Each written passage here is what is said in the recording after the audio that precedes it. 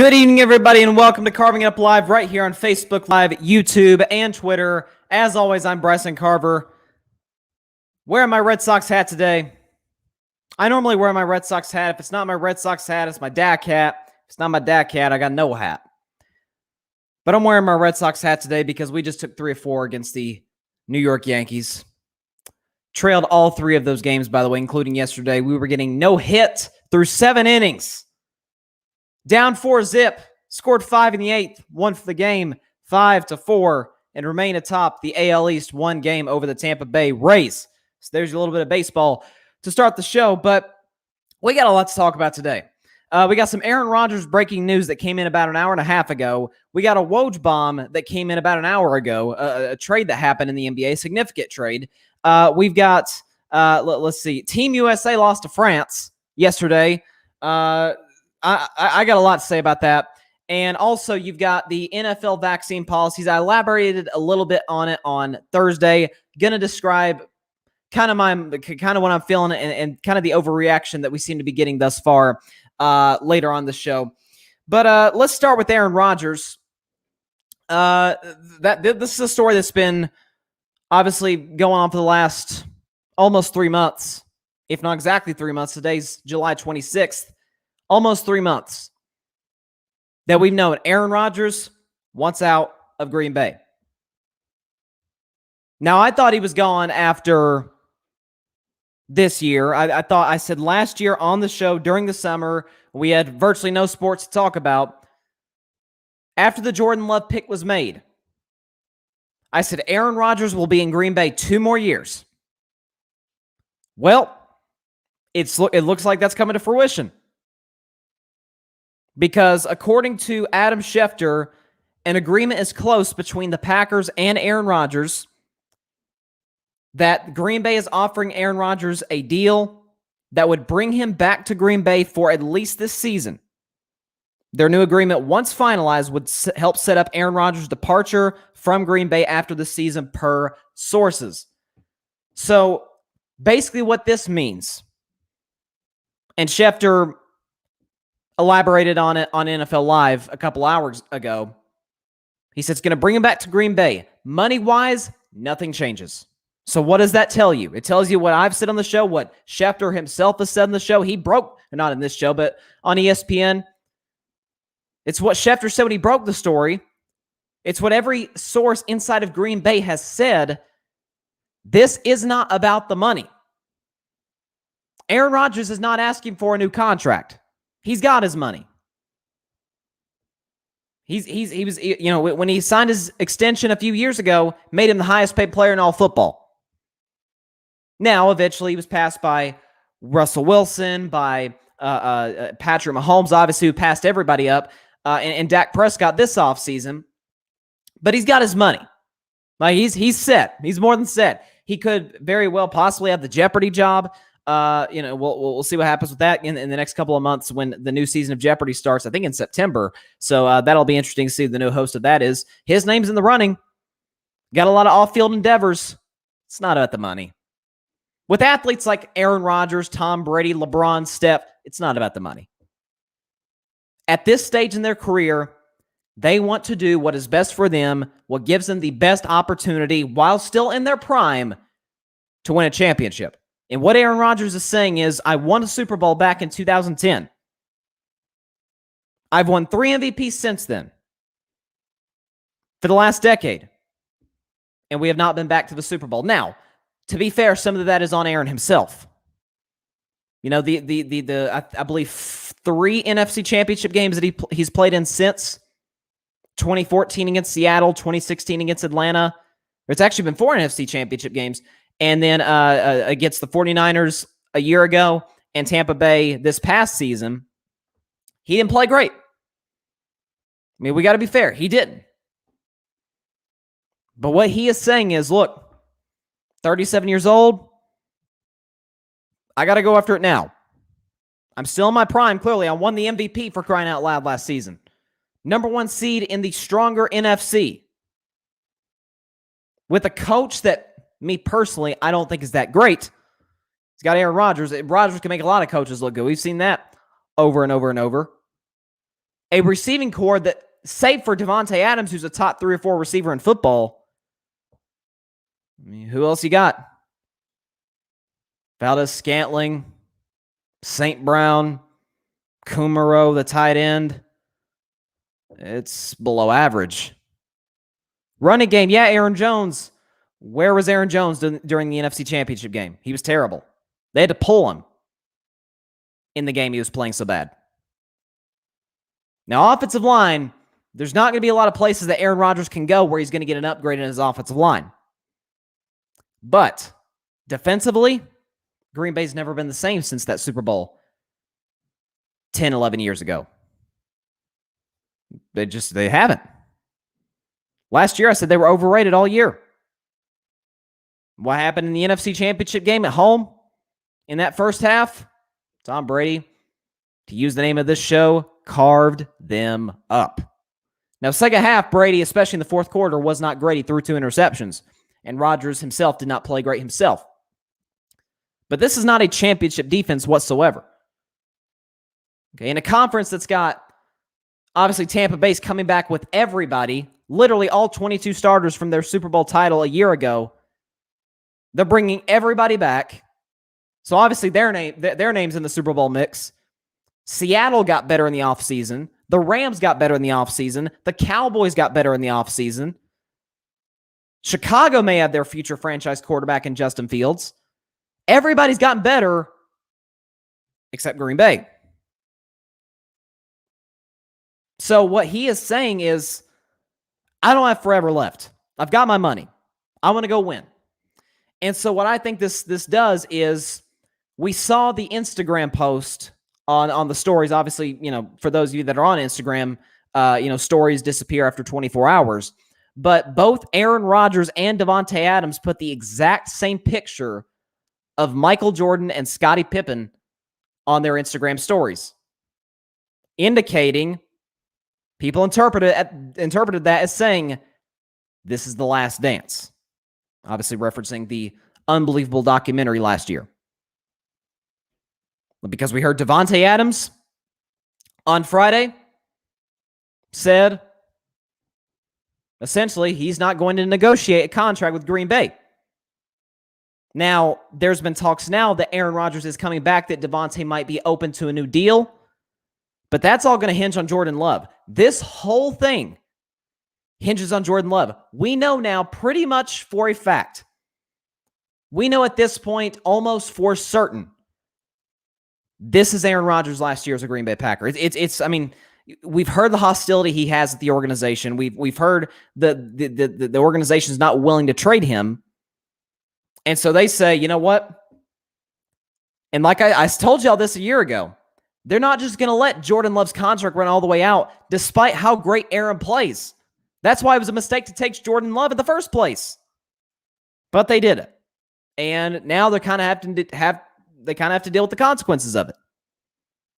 As well as many other draft picks that they made 0 sense. Heck, this year, they had an opportunity hours after this story broke that Aaron Rodgers wanted out of Green Bay. They had 2 receivers. One of them, Amari Rodgers out of Clemson. One of them, Elijah Moore out of Ole Miss. 2 receivers that a lot of draft experts loved. Both were available. And Green Bay took a defensive back in the first round. They have no self-awareness. None. And so Aaron's like, forget this. Let's try and go after a Super Bowl this last year. Davante Adams is going to be a free agent. I'm now going to be a free agent. Let's go after it now. See what happens. And that'll be that. And the Green Bay Packers will be in the bottom half of the NFL for the next 2 or 3 years.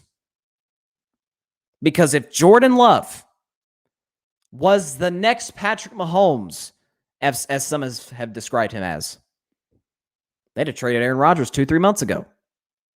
They'd be like, oh, okay, bye. Just like the Chiefs. Alex Smith had a Pro Bowl year in 2017, the year they drafted Patrick Mahomes. Alex Smith had a great year. But Kansas City, Andy Reid, and the coaching staff saw, Oh, this Mahomes kid. Ooh, man, he's the quarterback of the future. And they traded Alex Smith before the Super Bowl, if I'm not mistaken. Before the Super Bowl of that season was even played. Now, the trade wasn't official, but the Chiefs mutually agreed to part ways to trade Alex Smith to Washington. And so, if they were convinced that Jordan Love is going to be the next great NFL superstar quarterback, like we've been hearing from people within the organization, Rodgers would have been gone by now. I mean, what hurts Green Bay is now they're not going to get anything for Aaron Rodgers. He's just going to leave and they don't get anything for him. That's why, and I'll talk about this a little bit more on Thursday's show because it's the day of the NBA draft. This is why my Warriors have done excellent since Kevin Durant left in regards to offseason moves. And I think it all culminates these last 2 years in this week, but I'll save that for Thursday. But like Kevin Durant, we pretty much all knew he's going to leave Golden State 2 years ago. What did they do? Sign and trade. They got D'Angelo Russell. They got something. And what did they do? They turned D'Angelo Russell into Andrew Wiggins and a 2021 draft pick. Now they have Wiggins. They have 2 lottery picks, an opportunity to go get a superstar player. That is how smart organizations run business. That's how they do it. And the Packers have not done that. John Rivera says, "What's up? What is up, my man?" John Rivera from Fan Podcast. Great loyal listener to the show. We really appreciate him stopping by. And so, maybe I can dive into this a little bit more Thursday, Friday, some point later in training camp, because football is back, baby. It is back. Football is back. Training camp is starting. Preseason starts next week. Oh, yeah. I can feel it, man. I can taste it. Football is back, ladies and gentlemen. And I'll get into this scenario that I have. But the breakup with Aaron Rodgers and the Packers is very, very similar, as many have noted, to the breakup between Brett Favre and the Packers, just minus all the 15 retirements that Brett Favre had before he ultimately did leave Green Bay. Does Aaron Rodgers consider going to Minnesota? Because now Aaron gets to choose where he goes, not the Packers. Because we thought if he gets traded, it's probably Denver because they need a quarterback. They trade him to the opposite conference. They don't have to face him every year. Whereas Aaron gets to choose where he goes. Think about Minnesota for a second. We're talking about a top-flight receiving core with Justin Jefferson and Adam Thielen. You're talking about Irv Smith, who's a very good tight end out of Alabama, who's in Minnesota. Talking about a good offensive line, Dalvin Cook, a defense which is always great. I mean, if Aaron Rodgers called the Minnesota Vikings today or this offseason and said, I want to join y'all because I want to get back at Green Bay. Similar to how Brett did, because Brett Favre went to Minnesota and swept Green Bay 2-0 that season, right? They would move off Kirk Cousins in 2 seconds. For Aaron Rodgers, they'd move off him in 2 seconds. Even a 38-year-old Aaron Rodgers is better than a, 31, 32-year-old Kirk Cousins. John Rivera says, Miami, if Tua has a bad year, certainly possible. We had heard reports last week that Miami was semi-interested in Tom Brady a year ago, but obviously it was a mistake. They decided to go with Fitzpatrick and eventually Tua. Dolphins are a real interesting team to watch this year, though, John. So that's it. Miami, it all hinges on Tua. It all hinges on Tua because Brian Flores, we've seen he is a great coach. What he turned around, the mess that Adam Gase left him 2 years ago and what he's gotten them to now, with all the quarterback turnover going from Fitzpatrick to Tua, and Tua's getting benched, and Fitzpatrick comes in, and Tua, and Fitzpatrick. And they went 10-6 and were on the doorstep of the playoffs. Like, that's because they have a great defense. Their receiving core is better, right? They got Jalen Waddle in the draft, so they got a better skill position player. Offensive line is good. They play in a division that outside of Buffalo is not ridiculous. It's not crazy. They should sweep the Jets. maybe split with New England, and maybe split with Buffalo. Who knows? So all hinges on whether Tua is the future quarterback, the franchise quarterback there. So Miami's a really interesting team to watch this year. And does Aaron Rodgers go there? Does he go to Minnesota like I proposed? Does he go anywhere else? If y'all have any suggestions in the comments, feel free to leave those in, and we can hopefully discuss those later on the show. Possible trade destinations or free agent destinations now that this new deal looks like it's coming to fruition for Aaron Rodgers. Now, shifting to the Olympics, which began Friday. First of all, I watched the opening ceremony early in the morning. It was great. Watched a lot of the games over the weekend. Not many of them live. Obviously, it is in Tokyo. They're over there. I don't know what time it is. So I think it might be in the morning, early morning over there, early afternoon. Who knows? But the point is, Team USA in many sports, man, not getting it done. Gymnastics team finished second. I mean, this was supposed. I'll say this. Obviously, I don't talk gymnastics very much at all in this show. But Simone Biles, one of the great American athletes, probably one of the top 3 athletes we have in this great country. This was supposed to be a lot of people, and it's early. It is early, but a lot of people said this could be the equivalent of Michael Phelps' 2008 Beijing Olympic Games, where he just simply dominates every competition. And we suspected that could possibly be the same with Simone Biles. Slow start this far. Maybe she and the entire Olympics team gets back on their feet fairly soon. You've got the swimming team, Katie Ledecky, who I follow for the last 2 years. I love swimming. She finished second. So it's like, what's going on with Team USA? And Team USA basketball is at the center of it all. Now, maybe some of this is the fact that we're just a bunch of arrogant Americans who think we're supposed to win everything. Maybe that's what it is. But this is officially concerning. I said after the exhibition loss to Nigeria, no big deal. It's an exhibition game. Didn't come ready. And then they lost to Australia. Now, Australia is a solid basketball team now. Australia's got a shot to win gold. Like, that's a very good Olympic basketball team, and we lost to them. Now my concern level starts to get a little higher. We win our next 2 exhibition games. Okay, yeah, now we're good. And then we dropped the game to France. Watched it yesterday morning. And here's my takeaways. When I look at Team USA, and I talked about this last week or a couple weeks ago, this is not a greatly constructed team for 2 reasons. One, it's a bunch of on-ball scorers. Not a lot of guys on that team are great playing off the ball. Kevin Durant is pretty good at playing off the ball, but not great. Jason Tatum, Bradley Beal was on the team. Unfortunately, due to COVID, he was not able to compete. Zach LaVine. We know Draymond is in the score. Damian Lillard. A lot of these guys are not good at playing off the ball. And the second thing is, where's our big man? I mean, our only true center is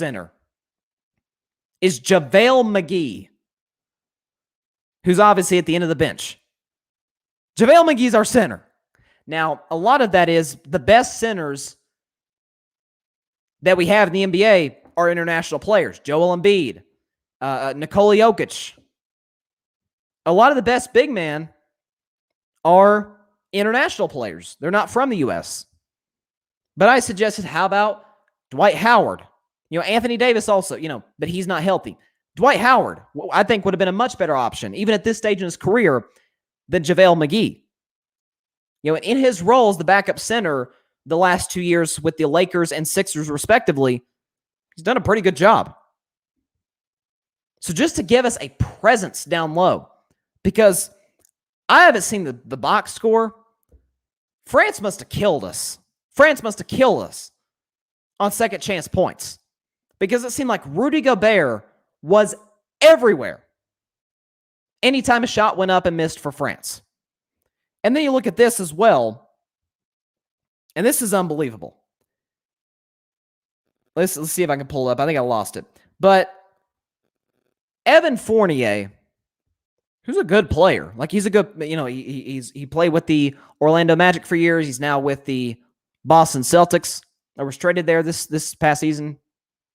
He's a nice scoring guard. But Evan Fournier scored 28 points. He led both squads in scoring. Now, one thing that Team USA we said we can hang our hat on is, boy, we can score. We got a lot of scores. I just mentioned them. Evan Fournier by himself outscored Kevin Durant, Damian Lillard, and Devin Booker combined.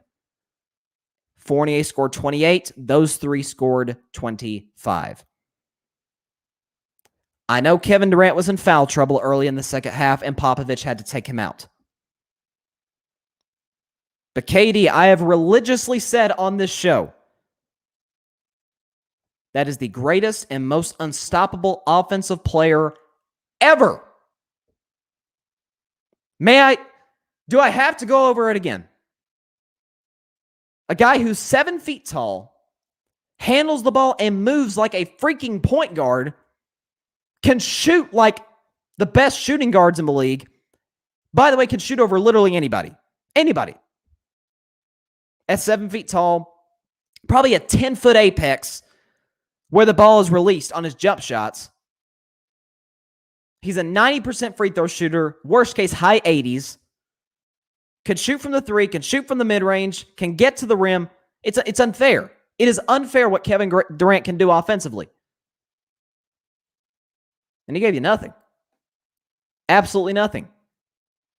By the way, I know we've talked a lot on this show about how the FIBA refs, the international refs, they allow a lot of contact, unlike NBA refs. Like, we've complained a lot most of the time in the regular season about, man, well, the officials just let these guys play, or man, Harden's flopping, or Trae Young's drawing foul. No, these international refs, like they let dudes play.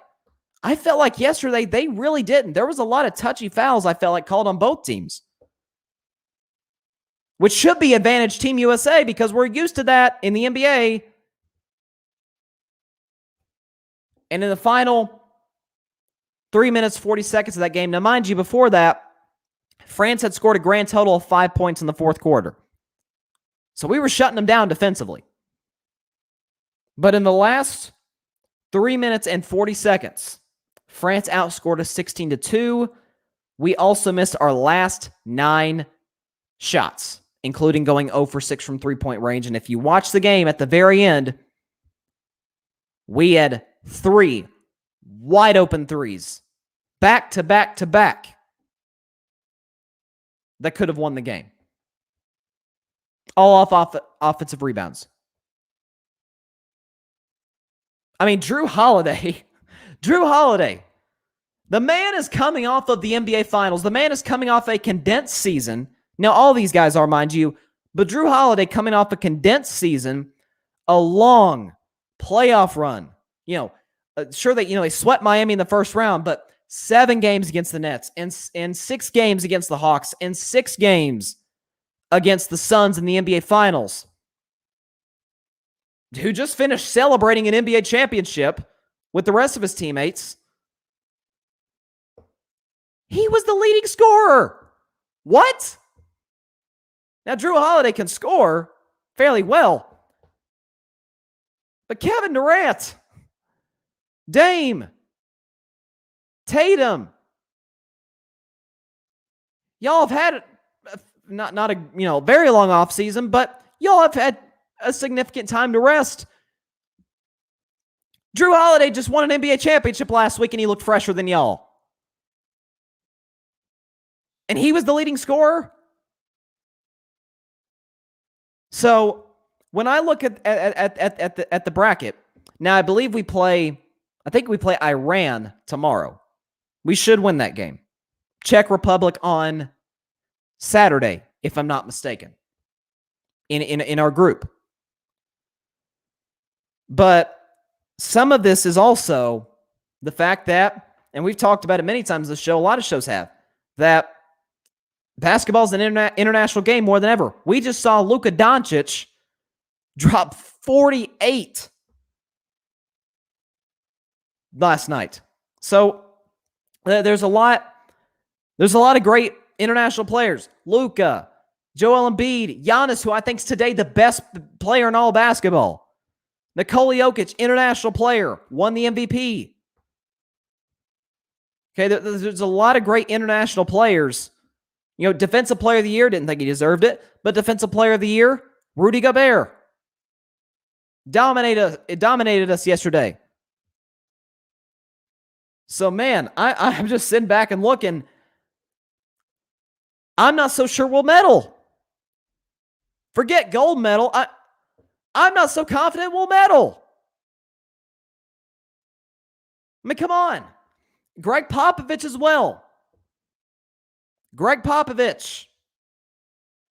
He's 11-6 since he took over as the head coach of Team USA, dating back to 2019 in the FIBA tournament.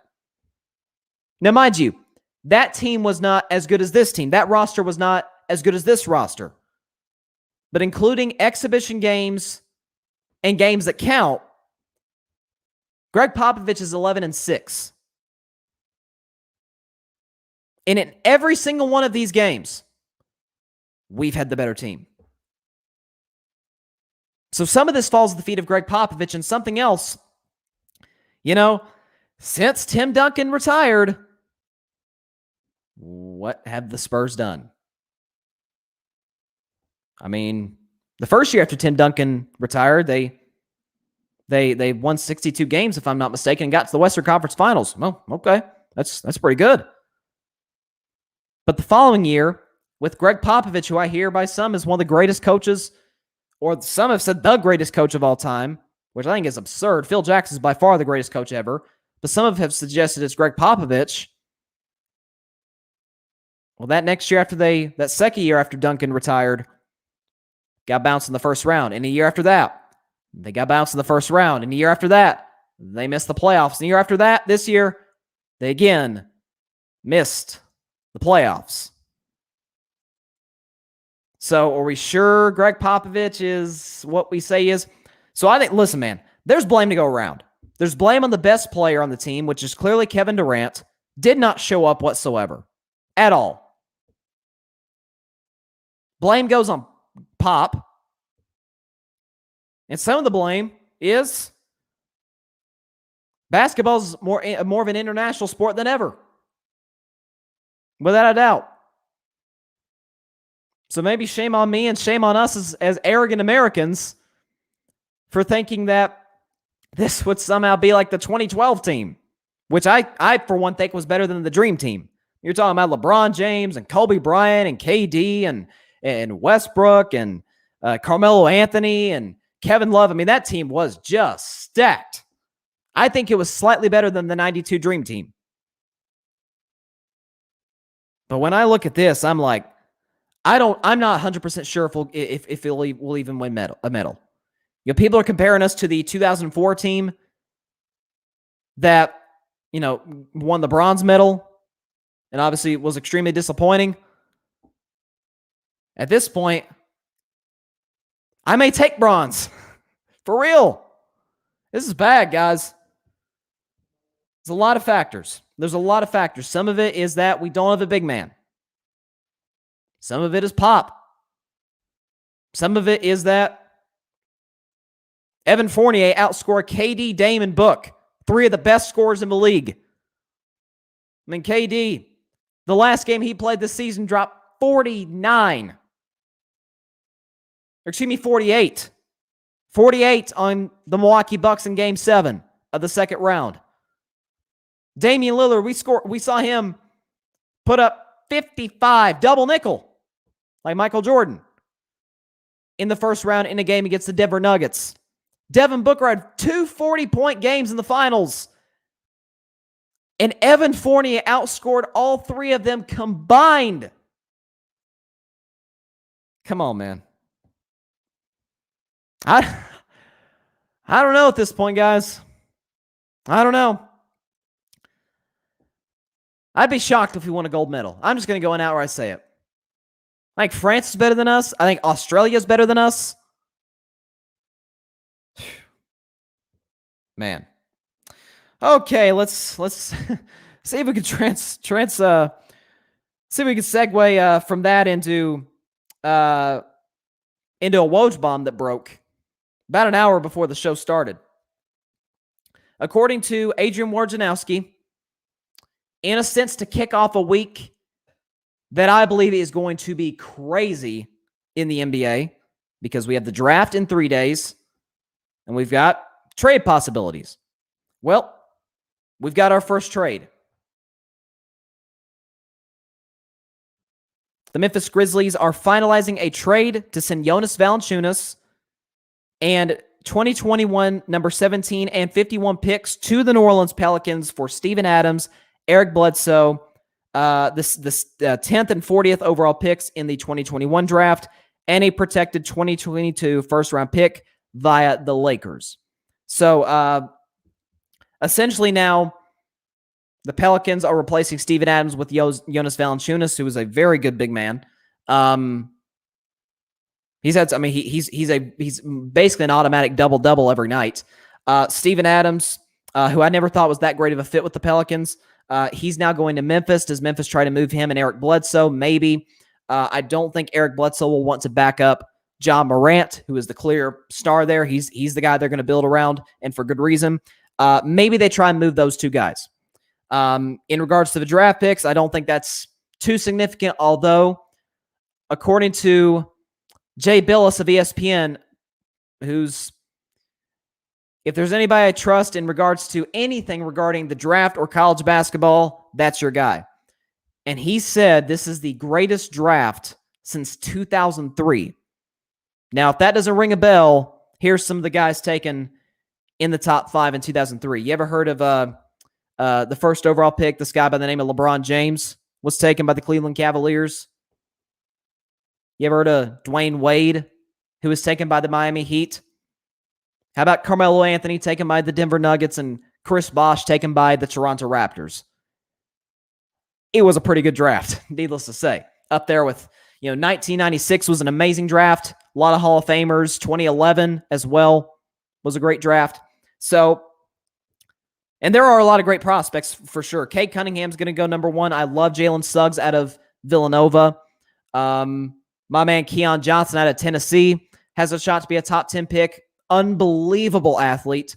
Had a 48-inch vertical, something just stupid at the combine about a month ago. So, a lot of options. Lot of options in this draft. And so, I don't know if any franchise changers are going to be drafted by either side because of this deal.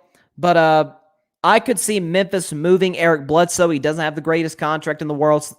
And plus, they like their backcourt as of now. Ja Morant, we all know. That kid is special. That kid's got a bright future is an understatement. He's going to be a superstar in the NBA sometime or another. He's still obviously very young. They're going to build around him. Dylan Brooks. People talk about Patrick Beverley being a defensive stopper. I don't want to hear it. Dylan Brooks is a defensive stopper. Dylan Brooks is what Patrick Beverley wants to be. Okay? I'm not going to go to Tony Allen because Kobe Bryant said Tony Allen's the greatest one-on-one defensive player he's ever faced. Not going to go to Tony Allen, ironically also a Memphis Grizzly, but Dylan Brooks will get up in you. He'll frustrate you. Don't matter who you are. Don't matter how great of a guard you are, because that's usually who he takes. He'll give you problems. So, with Bledsoe, I don't know, does he want to back up Ja? He's not going to start over Dylan Brooks because Brooks is so great of a defensive player. I see them moving Bledsoe or putting him, possibly releasing him and him hitting the free agent market.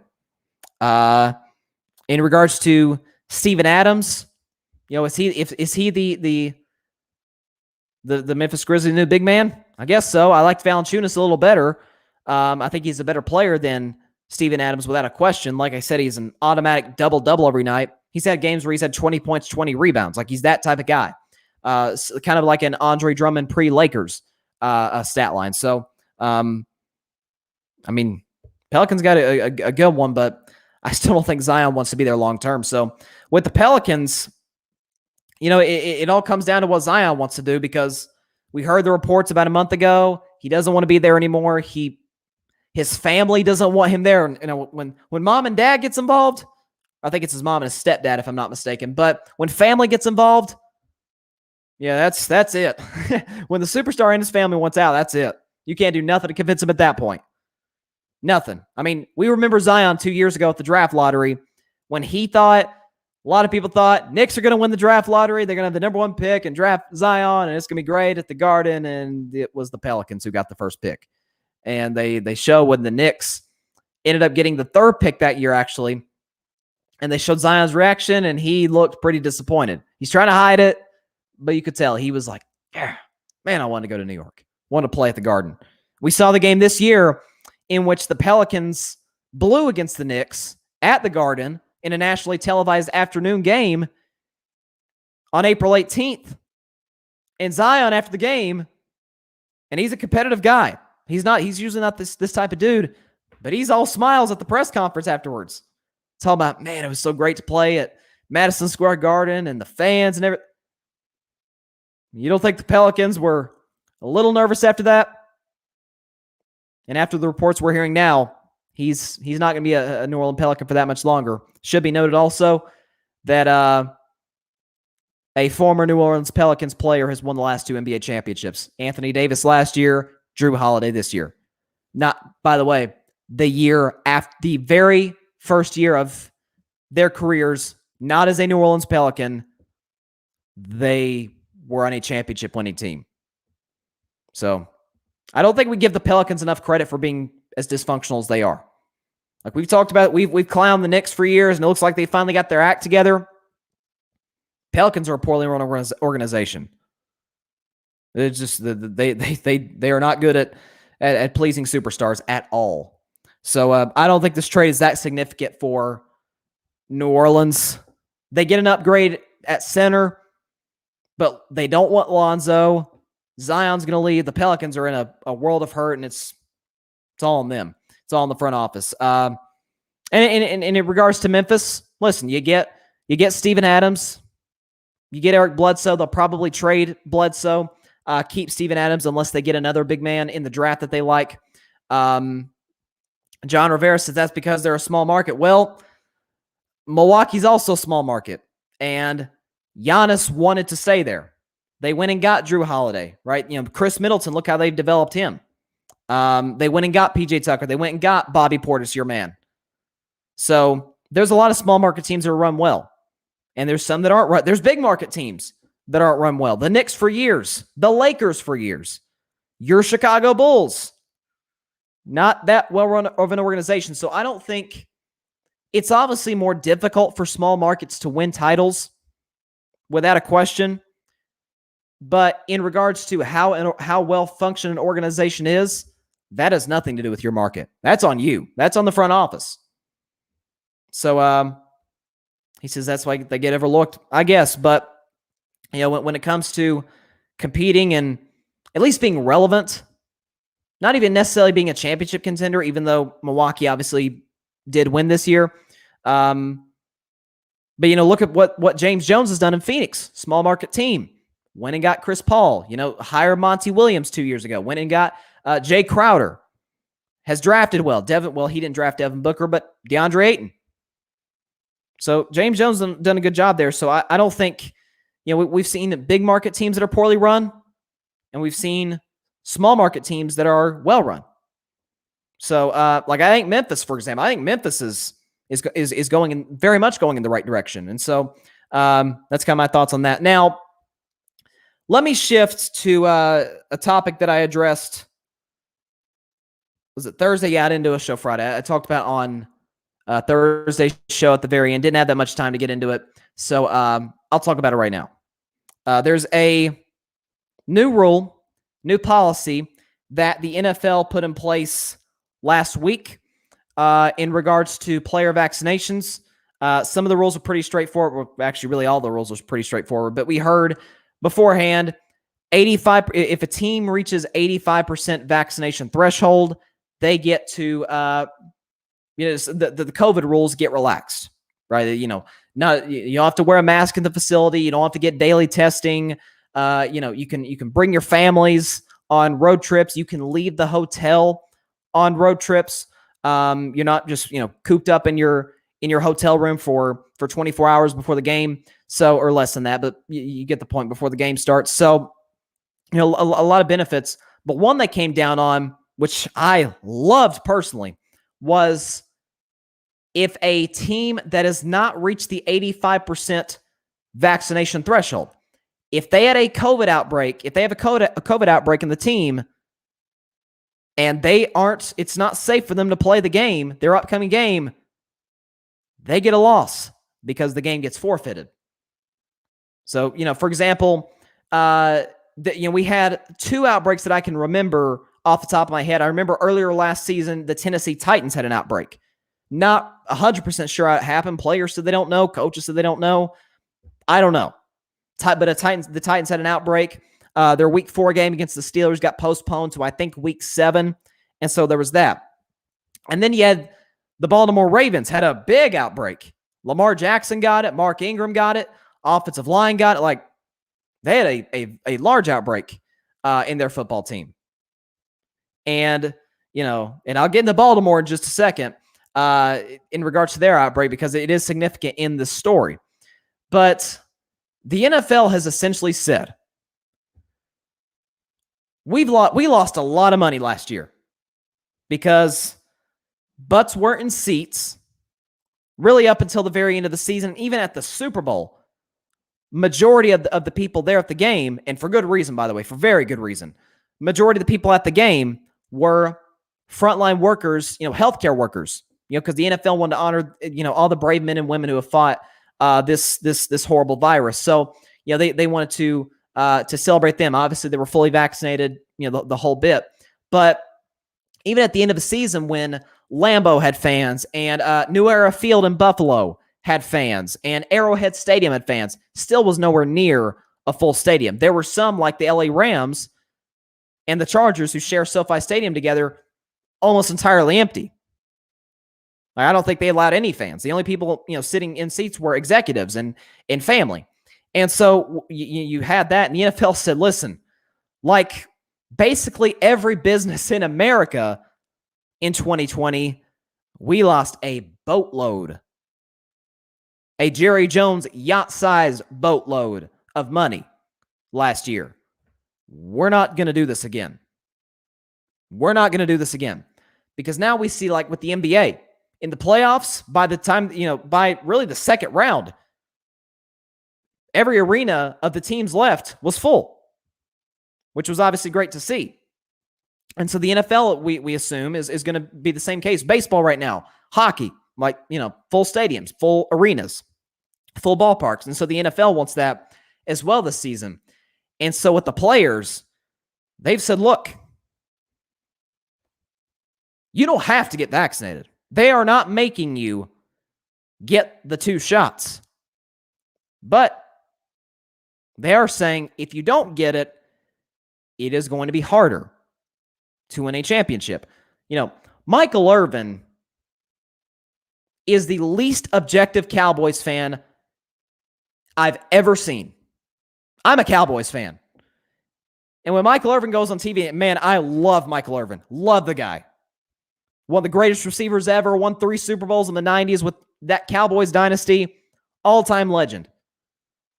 Who never criticizes the Cowboys. If anything, he overhypes the Cowboys sometimes to the point where I'm even like, dude, slow it down. We remember him a few years ago sweating like he had just worked out on First Take debating with Stephen A. Smith. He loves his Cowboys more than anybody on this planet. He's up there with Jerry, really. But even Michael Irvin ripped the Cowboys last week because the Cowboys were one of the teams, which at the time, I don't know if this has changed by now, but were one of the teams that had not reached the 85% threshold. And he said, hold on. Y'all tell me you're about winning championships. Y'all told me you want the clearest path, obviously, to a ring you can get. And I've talked about in the show like over and over and over, right? Like every champion needs to get a few breaks here and there. In any sport, they all need a few breaks. And if you're the Cowboys, in the words of Michael Irvin, you're going to give yourselves another huge hurdle with not reaching this 85% vaccination threshold. He said somebody in that locker room, these are his words, somebody in that locker room's got to stand up and say, we want to win a Super Bowl, we got to get vaccinated. Because if we do, we don't have to wear masks, don't have to get tested for COVID. There's no limit on how many people can be in a meeting room. It'll be just like 2019 all over again, right?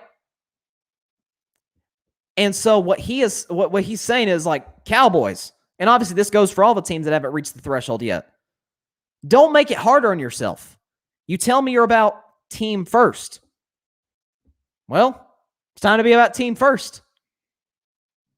It's kind of like at the beginning of this pandemic when, we hear a lot of people say, I'll do anything for this country. I love this country. I love America. I'll do anything to serve her. Well, when it came to time to serve her by staying at home, a lot of people didn't do that. And so with the NFL, what they're saying is we lost a lot of money. You don't have to get vaccinated. But it is going to be quite a bit more difficult on you to go win a championship than it would be if you reach the threshold. By the way, two of the teams that have reached almost 100% vaccination, the two teams that were in the Super Bowl, the defending champion Bucs and the team they beat, the Chiefs, who won last year. Like those teams, they're like, we'll do anything to win, including keeping ourselves safe from this virus, preventing an outbreak within the organization. We saw today, Frank Reich, head coach of the Indianapolis Colts, tested positive. The Colts are not one of the teams that have reached the threshold.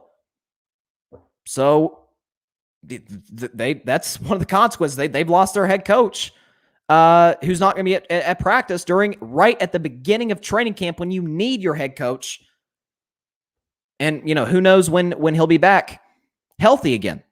Of course, we wish Frank Reich all the very best. Don't want to leave that out at all. You don't have to get the shot.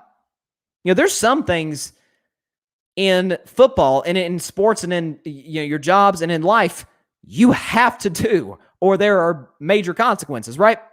Like the NFL, I'll use an NFL example first. Players have to wear helmets. They have to. If Tom Brady goes out there without a helmet, they're not going to let him play. They're just not. Obviously, that goes for any player. When you have, for example, if I go to work, I'm 18 years old. When I have a career one day, and I have a boss, everybody out there's got bosses, and I'm difficult, and I got every right to be, say there's a dress code. Let's use this is a better example. If there's a dress code at my work, this is America. I got every right to not adhere to the dress code. The boss also has every right to fire my butt. So when we talk about what we have the rights to do, big business also has rights. NFL also has rights. They're not even making players get vaccinated, right? They're just saying it's going to be a little more difficult. So that's my thoughts. I have a comment from James Scott, who was on the show last week. Shout out to him from the Across the Pond Sports Network. He says the NFL are doing the right thing for a change. They were a couple of games away from having to extend the season. Yes, they were. They got really lucky unless you were the Steelers. That's it. They had some postponements. Miraculously, they were able to play all 256 games. Shouts to the National Football League and, everybody from the top on down, from Roger Goodell on down, for making that happen. They deserve a tremendous amount of credit for that.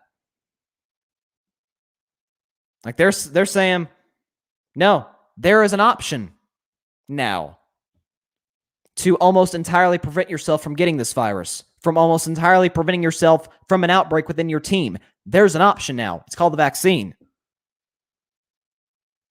Like, you don't have to, Cole Beasley. I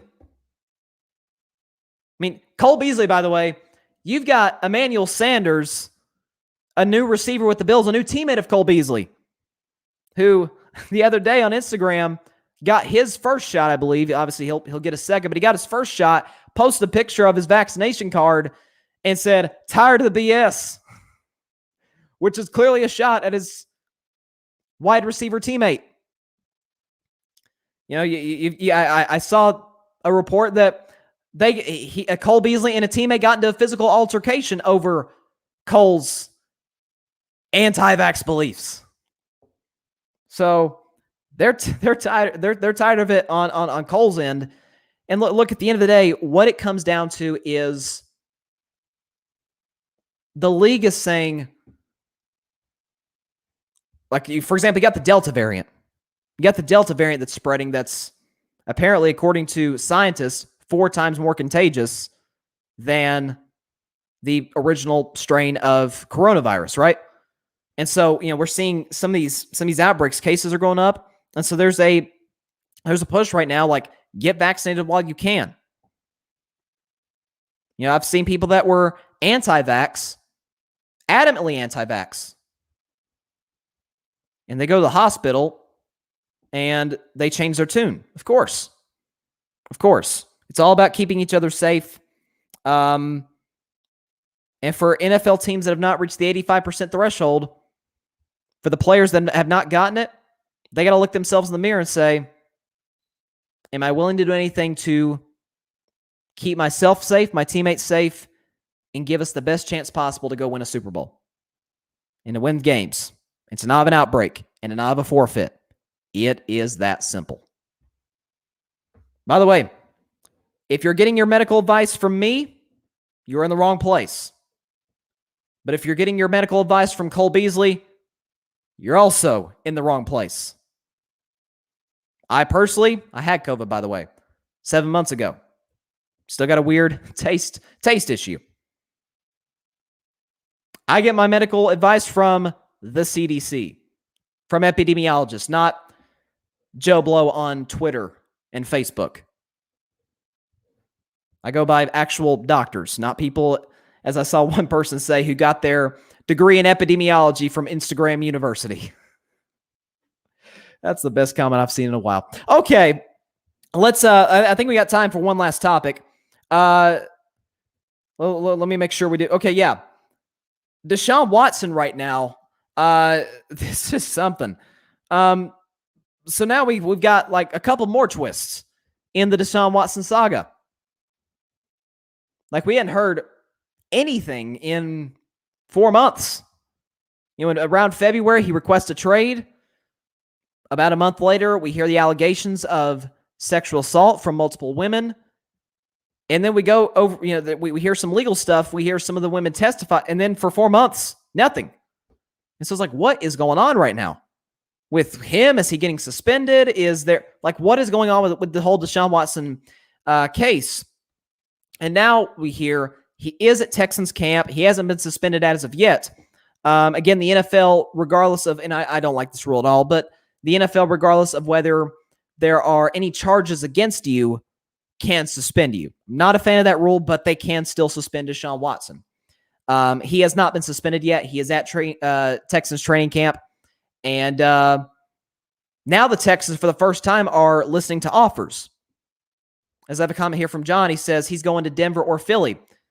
I could see either happening. I could also see possibly, John, and I hope this doesn't happen, the New York Giants. Very good roster. Now they'd be giving up some of that, obviously, to go get a quarterback on the level of Deshaun Watson. John says he's getting 8 game suspension. That's probably the direction they're going to go. Again, legally, obviously, I'm out of my league, and so I obviously defer to people who do this for a living, just like I do with doctors in regards to COVID and with the vaccine. Same thing legally. I defer to lawyers. Yeah, I defer to people who went to school to do this for a living, who feed their families doing this very job. And what they've said, I remember over the spring when this story was kind of developing, they said this is going to be a long thing. This isn't going to be a bang bang type of issue. This is going to probably be resolved next calendar year, 2022. So that's, we'll see what happens with that. But I don't know what to make of this Deshaun Watson situation, because he again is still adamant he doesn't want to be in Houston. Now, finally, the organization is willing to listen to calls. They're taking calls for Deshaun Watson to try and trade him. And then you hear, according to reports, that 8 of the 22 women who have alleged sexual assault against Deshaun Watson are now pressing criminal charges against him. So I don't know what's going on, guys. Like, I'm right there with you. I don't know. Is he going to get traded? Is he going to get suspended? Suspended probably is the most likely of any of these scenarios that could happen, both professionally and legally. Man, the big question, did he do it? Did he not? I have no idea. Again, as in anything that I do not specialize in, which is obviously a lot of things, but I'm going to defer to the experts here. In regards to his trade ability, listen, a lot of teams out there need a quarterback, but there are going to be some hesitant teams because how long are we going to have him? Is he going to be available? How long is the suspension if he does indeed get suspended, which we assume is going to be the case? That's up in the air. So I'll be really interested. John says Giants would be a great fit. Yeah, I mean, I think so, because you look at the receiving core they have. They've got, obviously they added Kenny Golladay in free agency. They got Sterling Shepard. They got Tony from Florida, who's a speedster, a nice gadget guy they can use. A very good offensive line. Saquon Barkley's coming back from injury. I think he'll have a great year. And a top 10 defense and a really good coach. And this surprised me last year in Joe Judge. Like, Joe Judge can coach. Giants were right in the doorstep of winning the division until Daniel Jones got hurt. And key word, Daniel Jones. They almost won the division, albeit a bad one, with Daniel Jones. So yeah, you had Deshaun Watson, and you might be talking about a Super Bowl contender possibly. I don't know. But that's kind of the theme of Deshaun Watson this offseason. I don't know. Is he available? Is he not? Is he going to get traded? Is he going to get suspended? The big question, did he do it? Did he not? Who knows? So that wraps the show today. That's all the time we have for today's show. Man, breaking news across the board. You got Aaron Rodgers, his last dance in Green Bay.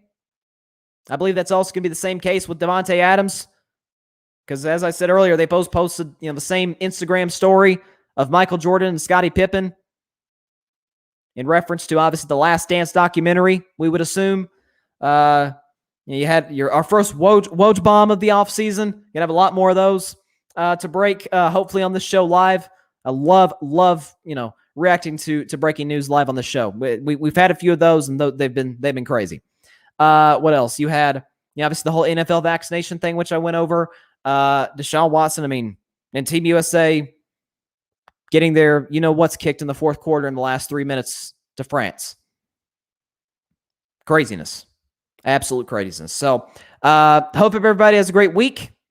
Catch Carving It Up on Thursday, 6 p.m. Eastern, 3 p.m. Pacific time. As always, on Facebook Live, YouTube, and Twitter. Be sure to like, comment, and subscribe to Carving It Up with Bryson Carver on YouTube. So see you on Thursday. God bless you all.